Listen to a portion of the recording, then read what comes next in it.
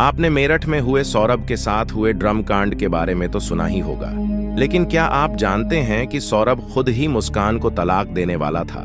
फिर ऐसा क्या हुआ कि मुस्कान को उसका करना पड़ा?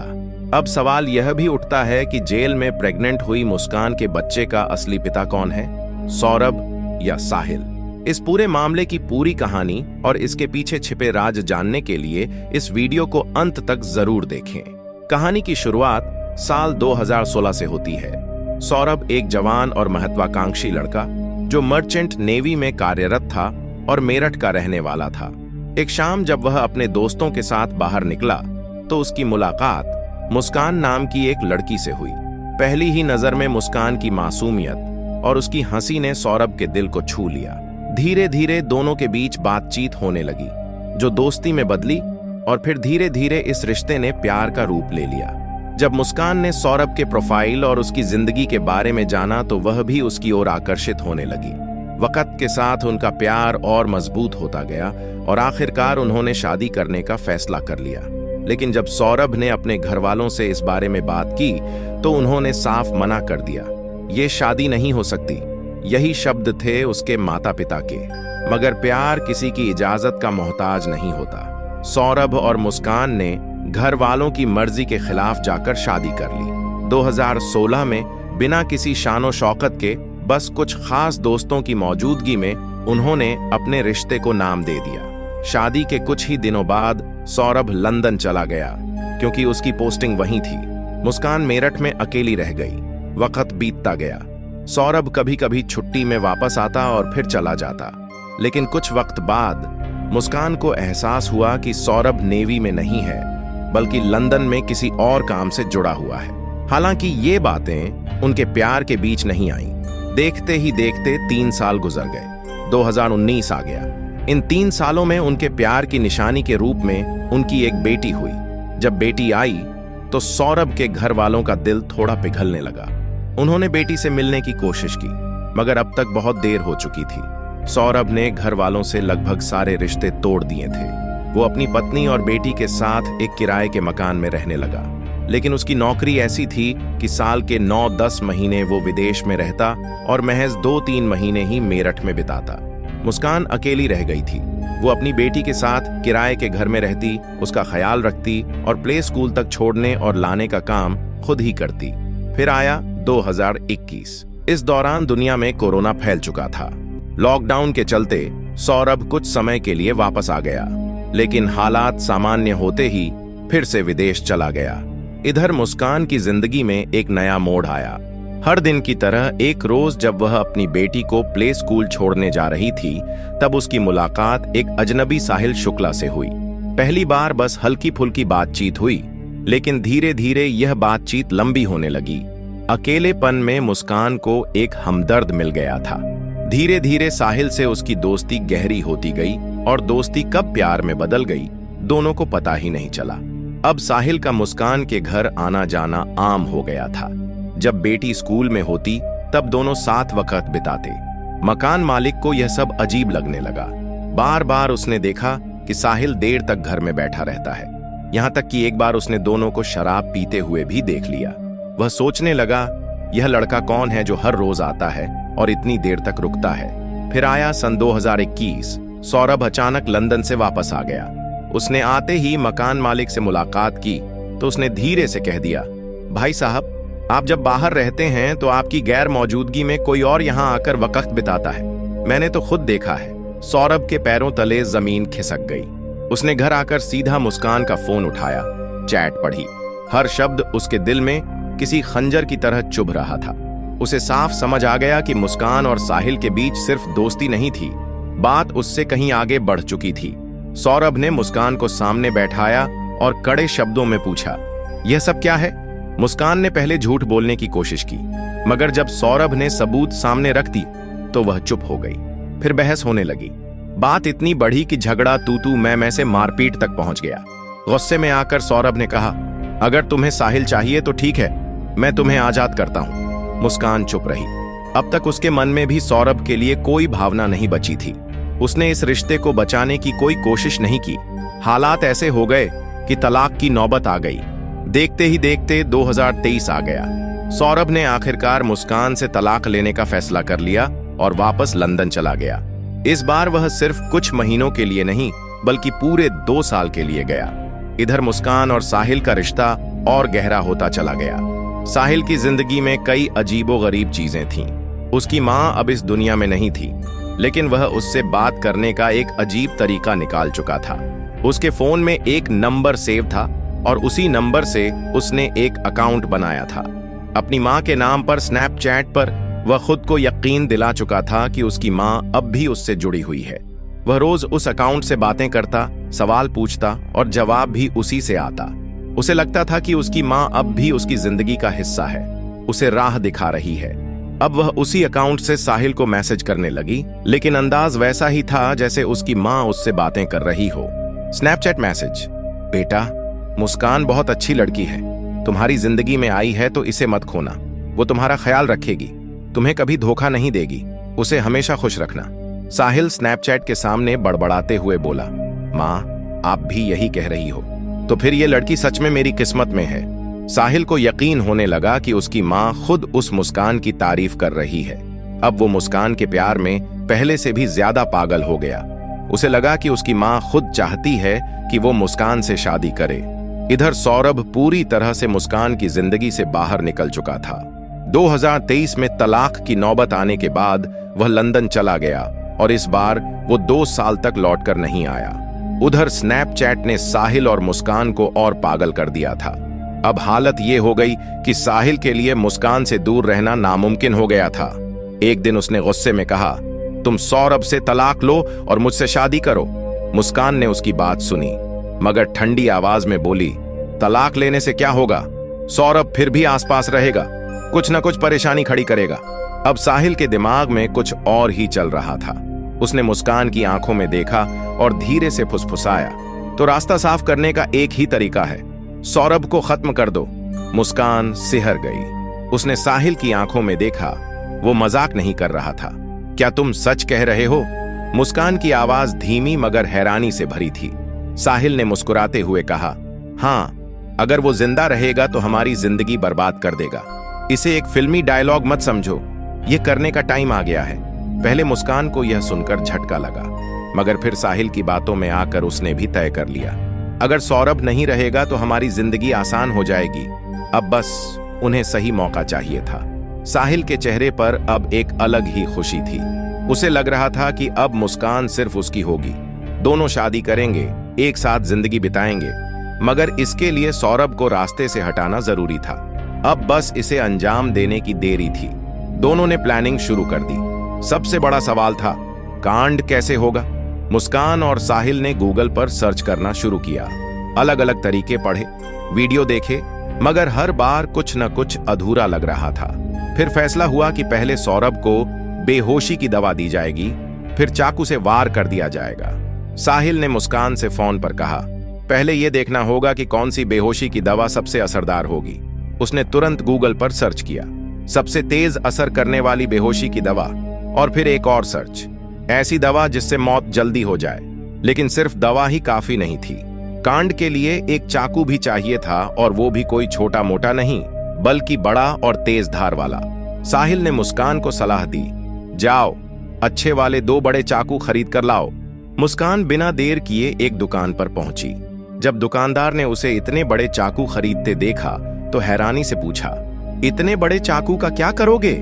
मुस्कान ने बिना किसी झिझक के जवाब दिया, मुर्गा काटने के लिए चाहिए। दुकानदार ने ज्यादा सवाल नहीं किए और 800 रुपए में उसे 2 बड़े चाकू दे दिए। अब चाकू भी आ गए, दवा का इंतजाम भी हो रहा था। मगर कांड के बाद शरीर का क्या किया जाए? पहले प्लान बना कि किसी सुनसान जगह पर दफना देंगे। सौरभ के घर वाले वैसे भी उससे ज्यादा लगाव नहीं रखते थे। शादी के बाद वे पहले ही नाराज थे। अगर सौरभ गायब हो जाता तो कोई खास पूछताछ भी नहीं करता। मगर सवाल था, शरीर को दफनाएं कैसे? साहिल और मुस्कान को इसके बारे में ज्यादा जानकारी नहीं थी। अब दोस्तों से डायरेक्ट पूछते तो शक हो सकता था, इसलिए उन्होंने चालाकी से सवाल पूछना शुरू किया। साहिल ने अपने दोस्त से कैजुअल अंदाज में पूछा, यार पूजा की सामग्री अगर जमीन में दबानी हो तो कितना गहरा गड्ढा खोदना चाहिए?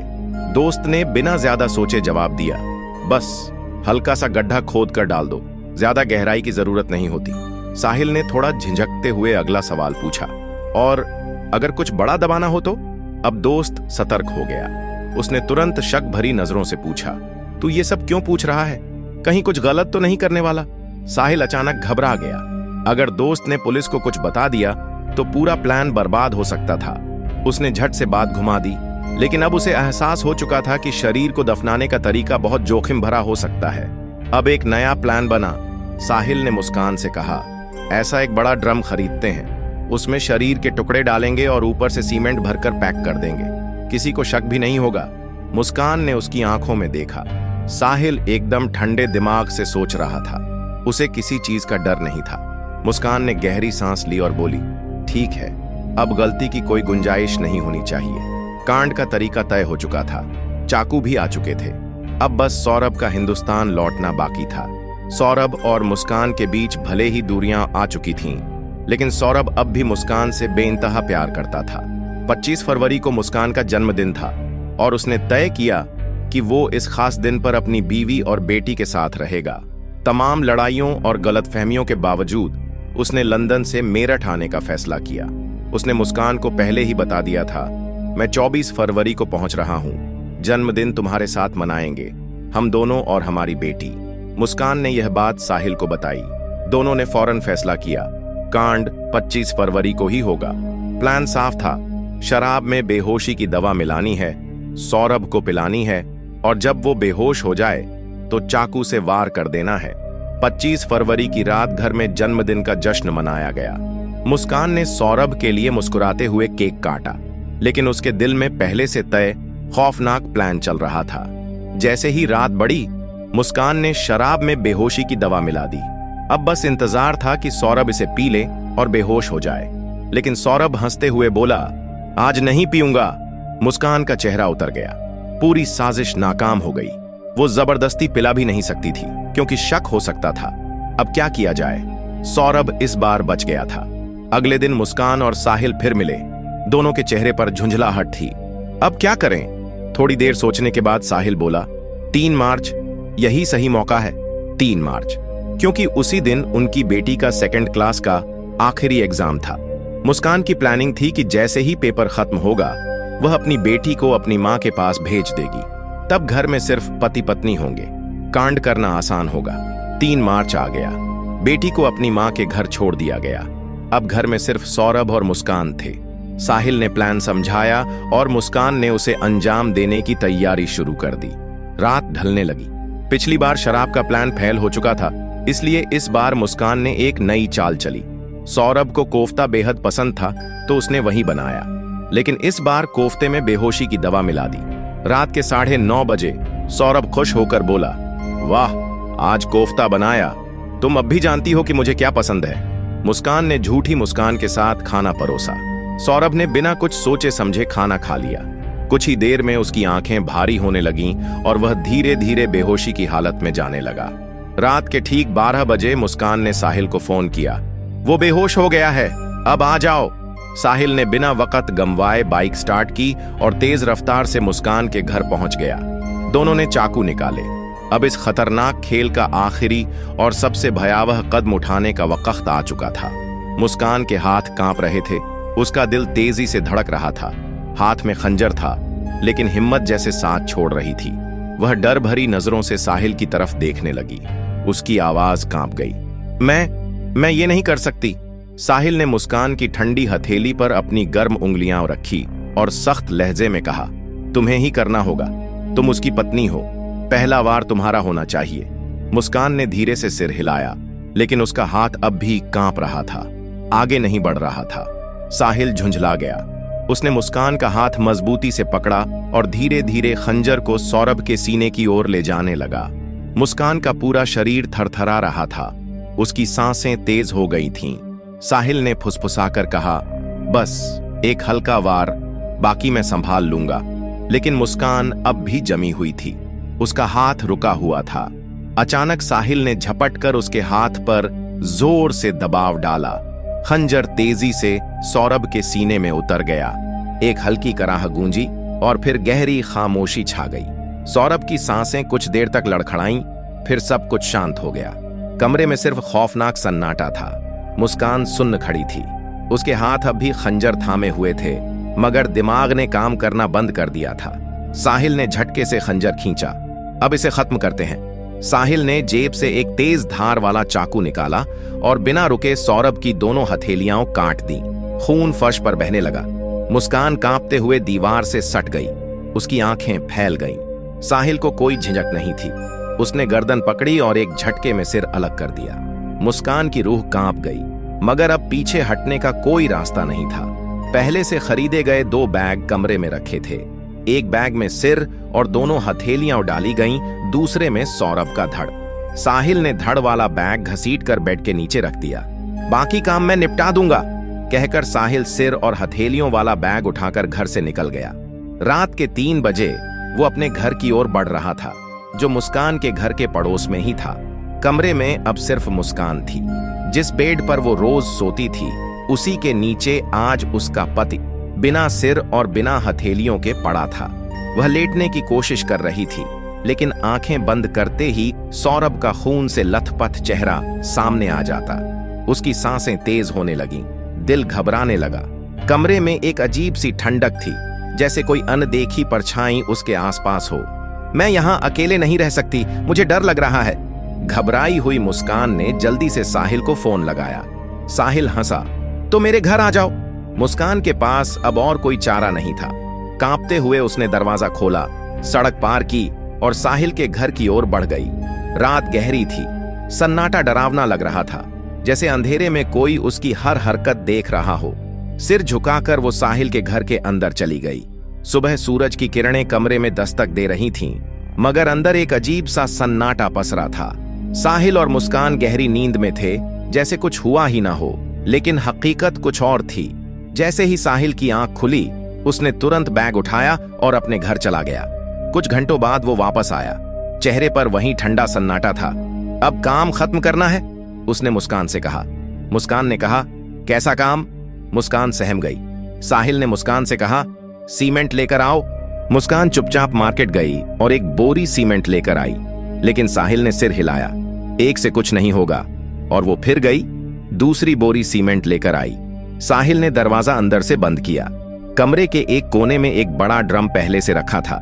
साहिल ने उसे लिटाया और बैग से सौरभ के शरीर के 3 टुकड़े निकाले, सिर, धड़ और दोनों हथेलियां। मुस्कान की सांसें तेज हो गईं।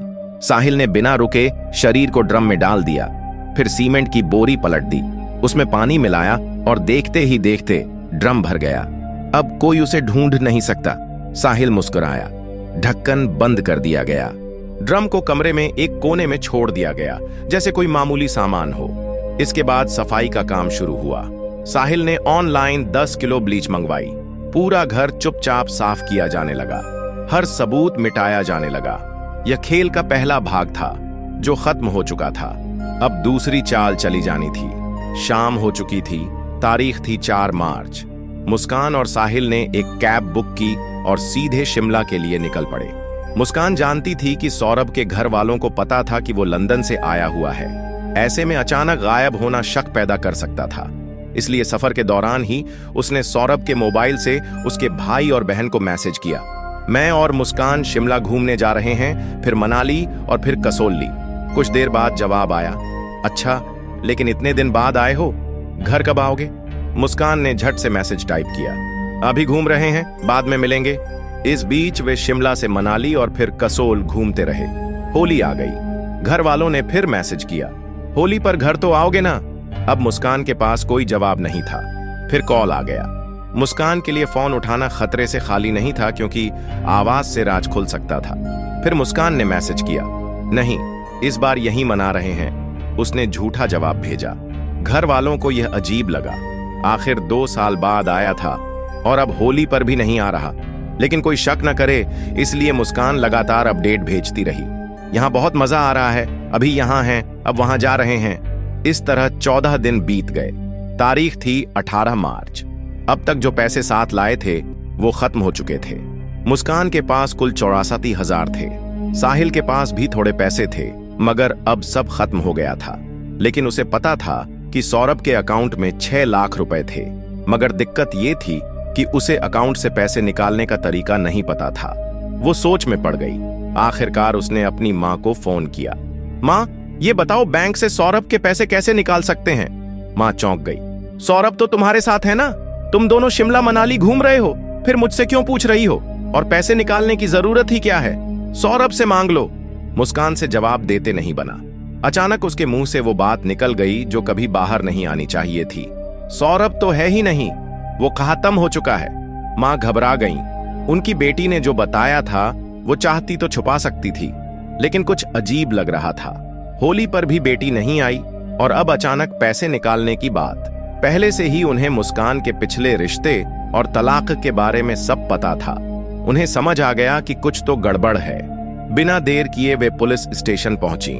साहब, मेरी बेटी ने कुछ गलत किया है।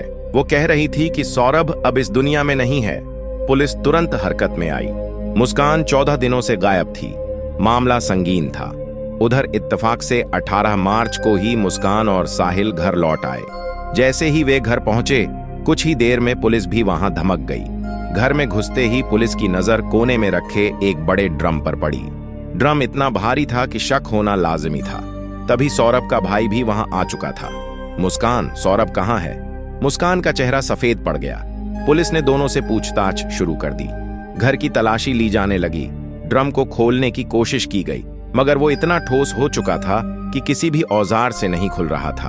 अब कोई शक की गुंजाइश नहीं थी। पुलिस ने तुरंत एक टेम्पो बुलाया और ड्रम को उठाकर मुर्दा घर भेज दिया। अब सबसे जरूरी काम था ड्रम को खोलना। एक मैकेनिक बुलाया गया। उसने गैस कट्टर से ड्रम को काटना शुरू किया। ड्रम की परत हटी तो अंदर ठोस सीमेंट का एक भारी भरकम टुकड़ा निकला। अब उसे तोड़ना जरूरी था। कई हथौड़े पड़े, मशीनें चलाई गईं। धीरे धीरे सीमेंट झटकने लगा। कुछ ही देर में अंदर से जो निकला उसने सबको सन्न कर दिया। एक कटा हुआ सिर, एक धड़, 2 अलग अलग हथेलियां, लेकिन दोनों पैर गायब थे। पुलिस को अब किसी कबूलनामे की जरूरत नहीं थी। अब भी झूठ बोलोगे? मुस्कान और साहिल की हालत खराब हो चुकी थी। कुछ ही देर बाद दबाव में आकर उन्होंने जुर्म कबूल कर लिया। साहिल ने सिर झुकाकर कहा, मैंने ये सब इसलिए किया क्योंकि मैं मुस्कान को पसंद करता था। पुलिस अधिकारी ने उसकी तरफ देखा। और वो तेरा साथ दे रही थी? हाँ, क्योंकि मेरी माँ भी उसे पसंद करती थी। तेरी माँ? पुलिस अधिकारी ने हैरानी से पूछा। लेकिन तेरी माँ तो बरसों पहले मर चुकी है। साहिल के चेहरे पर एक अजीब सा भाव था।